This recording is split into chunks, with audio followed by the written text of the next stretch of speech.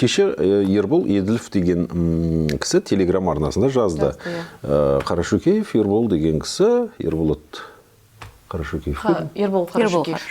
Жамбыл облысында футболға, спортқа көңіл бөлмейтін әкімдердің тізімінде кәдімгі хит парадтың ең жоғарғы бөлігінде дейді. Оған жауап қатып жатыр қазір неше түрлі. Ол рас, қарайтын несі бар. Клуб бірінші лигада жүр, бірінші лигада 10 орында жүр. Жағдай өте қиын, соны реттей алмаса, ол менеджерлік, іскерлік бір сол мәселені шеше алмаса, ол өте қиын. Таразда футбол деген кәдімгі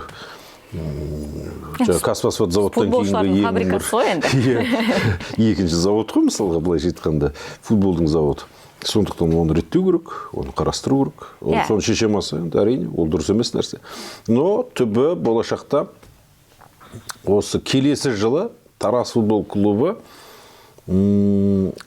премьер-лигаға қайта шығу деген мақсат қойып, сол қаржыны бөліп, 1 миллиард 200-ді, сөйтіп қайтадан ойнап тырысып көреді. Келесі жылы Шахтер Қарағандылық клуб екеуі бірінші лиганы жеңіп, екінші премьер-лигаға шығу тиіс.